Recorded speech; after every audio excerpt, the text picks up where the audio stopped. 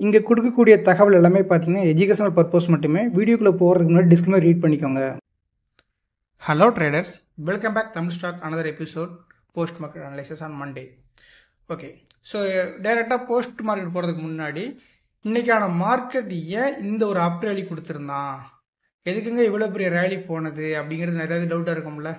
வெறுமனே இந்த சார்ட் உடனே பார்த்த உடனே இல்லை ஏதாவது நியூஸ் வந்துச்சு, ஜேஎன் ஸ்ட்ரீட் வந்து மறுபடியும் மார்க்கெட்டில் வந்துட்டாங்க, இது மாதிரி நிறைய நியூஸ் உங்களுக்கு வரும்.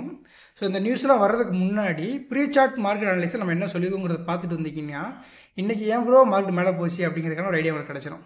ஸோ அதனால் ஃபஸ்ட்டு ப்ரீ சார்ட் அனலைசிஸ் பார்த்துவாங்க, அதுக்கப்புறம் இன்ஸ்டியூஷனும் செல்லர்ஸும் எப்படி மார்க்கெட் இன்றைக்கி மேலே கொண்டு போனாங்கிறத இன்டெப்த்தாக பார்த்துடலாம். Good morning all silver and gold members. So இன்றைக்கி மண்டே.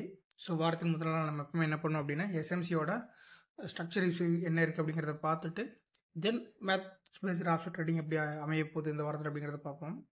ஸோ டே சார்ட்டோட ட்ரெண்டு புல்லிஸாக இருக்குது. மார்க்கெட் அப்படிங்கிறது கரெக்ஷனில் கீழே வந்துக்கிட்டு இருக்கோம். ஓகேங்களா. ஸோ ஒரு ட்ரெண்டில் என்ன பண்ணிக்கிட்டு இருக்காங்க அப்படின்னு கேட்டிங்கன்னா, இது லாஸ்ட்டாக அடித்த ஹையர் லோ ஃபார்மேஷன். இதில் ஃபர்ஸ்ட் டைம் ஒரு லோ பிரேக் அவுட் பண்ணியிருக்கு இந்த இடத்தில். ஓகேங்களா.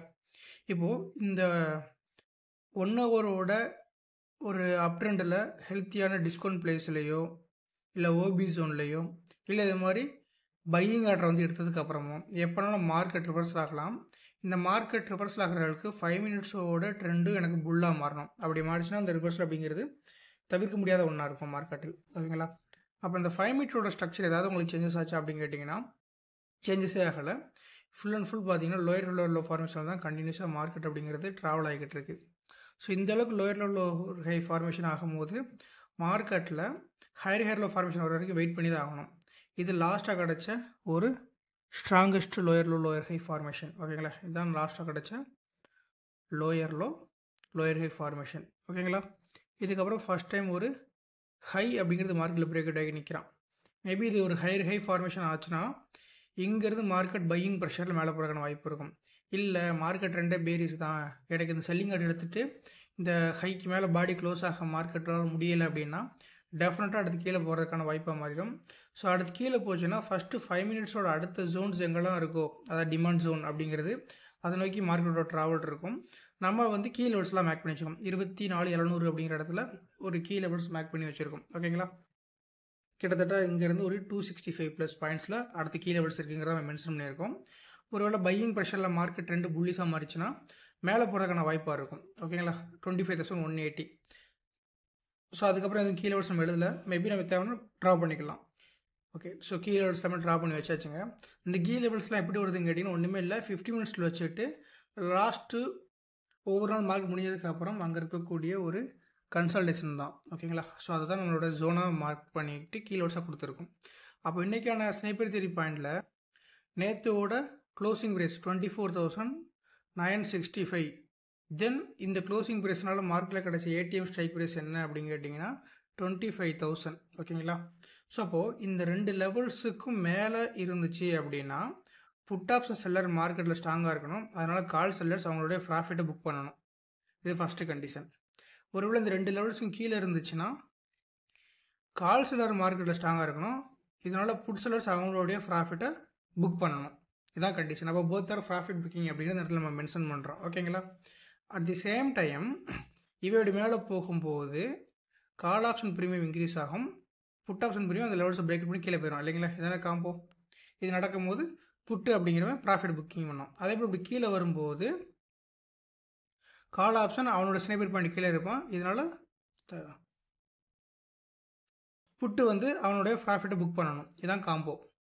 அதே போல் சம்டைம்ஸ் இங்கே இப்படி கீழே வரும்போது கால் ஆப்ஷனோட ஸ்னைப்பர் பாயிண்ட் லோயர் சைடில் பிரேக் அவுட் பண்ணியும் புட் செல்லர்ஸால் ப்ராஃபிட் புக் பண்ண முடியல அப்படின்னா இங்கேருந்து இப்படி திரும்பும்.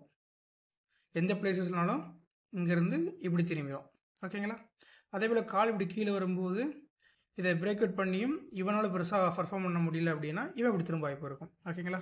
ஸோ இன்றைக்கி இது வந்து ரொம்ப ரொம்ப இம்பார்ட்டன்ட் ஒன்றா இருக்குது இந்த காம்போ. அதை வந்து ஃபோக்கஸ் பண்ணி நமக்கான ட்ரேடிங் ஆப்ஷன்ட்டு பிடிக்கலாம். ஓகேங்களா. ஸோ மண்டே மார்க்கெட் வாரத்தின் முதல் டே, அதனால் நல்லபடியாக அமையட்டும். வாழ்த்துக்கள். நன்றி. ஓகே, எல்லாருமே கண்டிப்பாக இந்த ப்ரீ சார்ட் அனலைசிஸ் அப்படிங்கிறத பார்த்துட்டு வந்துருப்பீங்க. அந்த ப்ரீ சார்ட் அனலைசிஸில் வந்து நம்ம சொல்லியிருந்த விஷயங்கள் என்ன அப்படிங்கிறத ஒன் மோர் டைம் நான் ரிப்பீட் பண்ணிடுறேன். டே சார்ட்டில் மார்க்கெட்டோட ட்ரெண்டு புல்லாக தான் இருக்குது. ஸோ அதோட டிஸ்கவுண்ட் பேஸில் ட்ரேட் ஆகிக்கிட்டு இருக்குது அப்படிங்கிற விஷயத்த சொல்லியிருந்தோம். ரெண்டாவது 1 ஹவரில் ட்ரெண்டு புல் தான். ஃபர்ஸ்ட் டைம் ஒரு லோ பிரேக் அவுட் ஆனதுனால இங்கே இருக்கக்கூடிய பையிங் ஆர்டர் எடுத்துகிட்டு மார்க்கெட் மேலே போகிறதுக்கான சான்சஸ் ஆர் தேர் அப்படிங்கிறத சொல்லியிருந்தோம். ஸோ 5 மினிட்ஸ் ட்ரெண்ட் இன்னுமே ஒரு பேரி சென்டிமெண்டல் தான் இருக்குது அப்படிங்கிறத மென்ஷன் பண்ணியிருந்தோம். தென் இன்றைக்கான மார்க்கெட் 25,000 சொல்லக்கூடிய ஏடிஎம் வேல்யூக்கு மேலேயும் 24,968 அப்படிங்கிற ப்ரீவியஸ் க்ளோஸ் வேல்யூக்கும் அபோவ் இருந்துச்சுன்னா மார்க்கெட் கண்டிப்பாக மேலே போகிறதுக்கான சான்சஸ் அப்படிங்கிறது இருக்குது சொல்லியிருந்தேன் இல்லைங்களா. அதே போல் இந்த 2 லெவல்ஸுக்கு கீழே இருந்தால் மார்க்கெட் கீழே போகிறதுக்கான சான்சஸ் இருக்குங்கிறத சொல்லியிருந்தோம். இதெல்லாமே காலையில் ப்ரீசார்ட் வீடியோஸ் பார்த்து உங்களுக்கு புரிஞ்சிருக்கும். இல்லைனா இந்த வீடியோ ஸ்கிப் பண்ணாமல் ஃபஸ்ட்டு இருந்து பார்த்தீங்கனாலுமே உங்களுக்கு அது புரிஞ்சிருக்கும். கரெக்டுங்களா? ஆனால் அன்றைக்கி ஒரு நல்ல ஒரு ஹிண்ட்டு கொடுத்துருந்தோம். ஸோ இந்த ஹிண்ட் என்னங்கிறது இந்த வீடியோ பற்றியில் உங்களுக்கு தெரிஞ்சிருக்கும். அதாவது இந்த லெவல்ஸில் இருந்து தான் இன்றைக்கி மார்க்கெட் மூமெண்டம் ஆக போகுது அப்படிங்கிற விஷயத்தை தான் காலையில் சொல்லியிருக்கோம். கரெக்டுங்களா? இந்த லெவல்ஸ் ரொம்ப ரொம்ப இம்பார்ட்டன்ட் சொல்லிட்டு வர நம்ம இன்றைக்கி மார்க் பண்ணி கொடுத்துருந்தோம். கரெக்டுங்களா? ஸோ அதே போல் இன்றைக்கான மார்க்கெட் எங்கேருந்துங்க மூமெண்டம் ஆகிருக்கு திங்க் பண்ணி பாருங்கள். ஸோ மார்க்கெட் எக்ஸாக்டாக எங்கேருந்து மூமெண்டம் ஆகிருக்கு இல்லைங்களா? அப்போது மார்க்கெட் ப்ரீவியஸ் டேவோட க்ளோசிங் ப்ரைஸுக்கும் ஏடிஎம்க்கும் கீழே இருக்கும்போது கால் செல்லர் மார்க்கெட்டில் ஸ்ட்ராங்காக இருந்தாங்கன்னா புட் செல்லர்ஸ் அவங்களுடைய ப்ராஃபிட் புக்கிங்க்கு பை பண்ணுவாங்கிறத சொல்லியிருந்தோம். கரெக்டுங்களா? அப்போ ப்ரீவியஸ் டேவோட க்ளோஸில் இருந்து ஹை வரைக்கும் போகக்கூடிய தூரம் தான் ப்ராஃபிட் புக்கிங் சொன்னோம். ப்ராஃபிட் புக்கிங்கிறது முடிஞ்சு போச்சு. பார்த்தீங்கன்னா தெரியும், க்ளோஸ் டு ஹை, புட்டுக்கு க்ளோஸ் டு ஹைங்கிறது ப்ராஃபிட் புக்கிங் முடிஞ்சிச்சு. அப்போது இந்த லெவல்ஸ் பிலோ போயிட்டான், ப்ராஃபிட் புக்கிங் முடிஞ்சு போச்சு. அப்போ அடுத்து என்ன நடக்கணும்? 113க்கு அபோவ் இல்லை 161க்கு அபோவ் இருந்துச்சுன்னா அது பேனிக்காக மாறும். அதான் நம்ம அடுத்து ஒரு ஏபிசி பார்க்க சொல்லுவோம் இந்த இடத்துல. கரெக்டுங்களா? அப்போ ப்ராஃபிட் புக்கிங் காலையில் வெறும் 15 நிமிஷத்தில் முடிஞ்சே போச்சு. அதுக்கப்புறம் நம்மளுக்கு வந்தது தான் ஜாக்பாட். கால் செல்லர்ஸோட ப்ராஃபிட் புக்கிங் நடந்துருச்சுங்களா? சிறப்பான சம்பவம் முடிஞ்சா மார்க்கெட்டில். அப்போது இங்கேருந்தே ரிவர்ஸில் பிடிக்கலாம்னு நம்ம காலையில் சொல்லியிருந்தோமா? இது வரைக்கும் பிரேக் அவுட் புல் பேக் வரைக்கும் வெயிட் பண்ண தேவையில்லை அப்படிங்கிறத நம்ம மென்ஷன் பண்ணி வச்சுருந்தோமா? லாஜிக்கலி பாருங்கள், மார்க்கெட் எந்த அளவுக்கு ஈஸியாக வெறும் 4 கோடை போட்டு நம்மளால் மார்க்கெட்டில் ட்ரெண்டை ப்ரிடிக்ட் பண்ண முடியுதுன்னு. கரெக்டுங்களா? ஸோ இவ்வளோ தான் இன்றைக்கோட ட்ரேடிங் ஆப்பர்ச்சுனிட்டி முடிஞ்சு போச்சு. ஸோ அதுக்கப்புறம் பார்த்திங்கன்னா மல்டிபிள் டைம் புல் பேக் கொடுத்து ஃபைனலாக ஆனது ஒரு 30+ பாயிண்ட்ஸ் மார்க்கெட்டாக கொடுக்க தான் செஞ்சுருந்தேன். இதெல்லாம் வந்து எக்ஸ்பீரியன்ஸ் வேணும். அந்த சார்ட்டை ஒவ்வொரு நாளும் லைவ் மார்க்கெட்டில் எப்படி ஒர்க் ஆகுதுங்கிறதெல்லாம் நீங்கள் லாஜிக்கலாக யோசிக்கணும். ட்ரேடெல்லாம் நிப்பாட்டி இதெல்லாம் ஃபோக்கஸ் பண்ணிங்கன்னா இதில் அவ்வளோ இன்டெப்த்தான நாலேஜ் கிடக்குங்க. ஓகேங்களா? ஓகே. ஸோ இப்போ மார்க்கெட்டோட அடுத்த ப்ராபபிலிட்டிஸ் பார்க்கலாமா? மார்க்கெட்டோட ட்ரெண்டு இப்போ வந்து கண்டிப்பாக ஒரு புல் ஃபார்மேஷன் ஆகிட்டான் 5 மினிட்ஸில். அப்போ ஹையர் டைம் ஃப்ரேமோட ட்ரெண்டுக்கு லோயர் டைம் ஃப்ரேம் வந்துட்டான் இல்லைங்களா? ஸோ எப்போயுமே ஒரு மார்க்கெட் ட்ரெண்டு புல்லாக மாறிச்சுன்னா கண்டிப்பாகவே மார்க்கெட்டோட ட்ராவலுங்கிறது அடுத்தடுத்து அப்சைட் இருக்கக்கூடிய சப்ளை ஜோன் நோக்கி தான் இருக்கும். இந்த இடத்துல நம்ம அதனால தான் பார்த்தீங்கன்னா இமீடியட்டாகவே ஒரு ஸ்ட்ரக்சர் தப்பாக போட்டிருந்தோங்கிறத உடனே ஒத்துக்கிட்டு மார்க்கெட் 2 வேரிஸாக தான் இருக்குங்கிறத சொல்லியிருந்தோம். நம்ம சொன்னதுக்கப்புறம் கிட்டத்தட்ட மார்க்கெட்டோட ஃபால் பார்த்தீங்கன்னா 370 பாயிண்ட். அப்போ நான் சொன்னேன் அப்படின்னு சொல்கிறத மார்க்கெட் ட்ரெண்ட் என்னங்கிறது நீங்கள் ஃபைன் பண்ணிங்களால கண்டுபிடிக்க முடியும். அப்போ மார்க்கெட் ட்ரெண்ட் இப்போ புல் ஆயிடுச்சுன்னா அப்போ என்ன பண்ண நடக்க வாய்ப்பு இருக்குது அப்படின்னு கேட்டிங்கன்னா டெஃபினெட்லி மார்க்கெட் ட்ரெண்ட் புல்லாகும் போது 1 ஹவர் சேஞ்ச் பண்ணி பார்க்கணும். ஏன் இந்த 1 ஹவர் சேஞ்ச் பண்ணி பார்க்கணும் அப்படின்னு கேட்டிங்கன்னா இன்கேஸ் மார்க்கெட் அப்படிங்கிறது இந்த லாஸ்ட்டு கிடச்ச 1 ஹவரோட ஹையர் லோ ஃபார்மேஷனில் இருந்து டிஸ்கவுண்ட் ப்ளேஸில் புல்லாக மாறிடுச்சுன்னா திரும்ப அடுத்த ஒரு ஆல் டைம் ஹை நோக்கி போகும்னு சொல்லியிருந்தோம். இல்லை இந்த ஓபி ஜோனை டேப் பண்ணிவிட்டு 5 மினிட்ஸோட ட்ரெண்ட் இங்கே புல்லிஷ் இருந்தால் கூட அடுத்த ஒரு சப்ளை ஜோன் நோக்கியோ இல்லை ஹை சைடில் இருக்கக்கூடிய லிக்விட் நோக்கி போயிருக்கும். பட் மார்க்கெட் என்ன நடந்துச்சு அப்படின்னு கேட்டிங்கன்னா ஃபஸ்ட் டைம் ஒரு நியூ லோ கிடச்சிது. அந்த நியூ லோ கிடச்சிட்டு எனக்கு மார்க்கெட் இப்போ வந்து ஒரு ஹையர் லோ ஃபார்மேஷன் போனதுனால 5 மினிட்ஸ் ட்ரெண்டில் 1 ஹவரில் நியூ லோ பிரேக் அவுட் பண்ணிவிட்டு 5 மினிட்ஸ் ட்ரெண்ட் எனக்கு என்ன இருக்குன்னா ஹையர் லோ ஃபார்மேஷன் புல்லாக மாறி இருக்குது. ஸோ இந்த மாதிரி கண்டிஷன் இருக்கும்போது கண்டிப்பாக இந்த ஒரு செல் ஆஃப் அப்படிங்கிறது ஹை லெவல் ஆஃப் செல் ஆஃபாக இருந்துச்சுன்னா 50% திரும்ப ஒரு ஃபாலோ ஆகிறதுக்கான வாய்ப்பு இருக்கும். 50 மினிட்ஸில் ட்ரெண்டு 5 மினிட்ல பேரிஸாக மாறினால் ஃபாலோ ஆகிறதுக்கான சான்சஸ் இருக்கும். அதனால் கண்டிப்பாக இந்த ஹை டு லோ ஃபிபனாச்சி போட்டு இந்த 0.5 0.6ங்கிற கோல்டன் ரேஷியோ வந்து நம்மளுக்கான ஒரு டார்கெட்டாக வைக்கிறதுக்கான வாய்ப்பு மார்க்கெட் கொடுத்துருக்கு. ஓகேங்களா? ஸோ டார்கெட் கொடுத்துருக்கு. அப்போ நான் பொசிஷனாக போகிறேன், ஹெட்ஜிங் எடுக்க போகிறேன் அப்படிலாம் சொன்னீங்கன்னா அது உங்களுடைய தனிப்பட்ட விருப்பம். ஏன்னா அதில் லாஸஸும் வரும், ப்ராஃபிட் வரும். நமக்கு கொடுக்கக்கூடியது ஒரு சார்ட்டை எப்படி ரீட் பண்ணணும், அதை செல்லர்ஸோட ஆக்டிவிட்டிஸ் எப்படி ஃபைண்ட் அவுட் பண்ணணும் அப்படிங்கிறது தான். ஓகேங்களா? ஸோ as per நம்மளோட கண்டிஷன்ஸ் பார்க்கும்போது இன்றைக்கி இந்த லெவல்ஸ்க்கு மேலே இருந்ததுனால மார்க்கெட் அப்சைடு போயிருக்கு.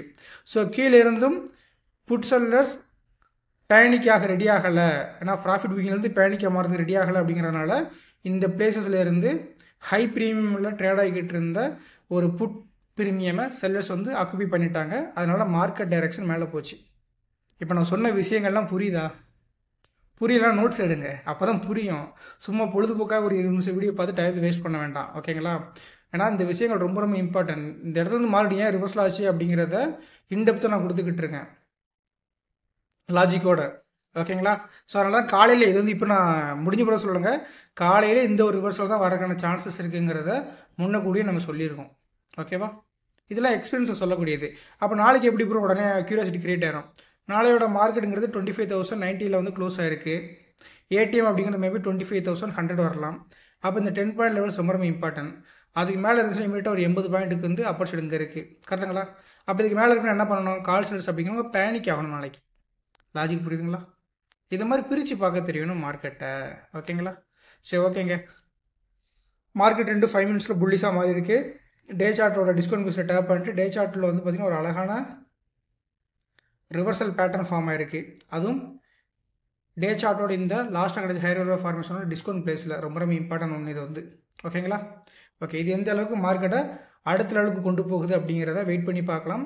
அஸ் எ இன்ட்ராடே ட்ரேடராக இருக்கிறவங்க கண்டிப்பாக பார்த்தீங்கன்னா செல்லர்ஸோட பாயிண்ட் ஆஃப் வியூவோட தான் ட்ரேட் பண்ணணும். இல்லை எனக்கு செல்லர்ஸோட பாயிண்ட் ஆஃப் வியூ வேண்டாம், ஜஸ்ட் டெக்னிக்கல் போதும் அப்படின்னு நினச்சிக்கிட்டிங்கன்னா நோ ப்ராப்ளம். எஸ்எம்சி கான்செப்டில் 1 hour 5 minutes 1 minute ட்ரெண்டை பிடிச்சி ட்ரேட் பண்ணிக்கிடலாம். ஓகேங்களா? ஓகே.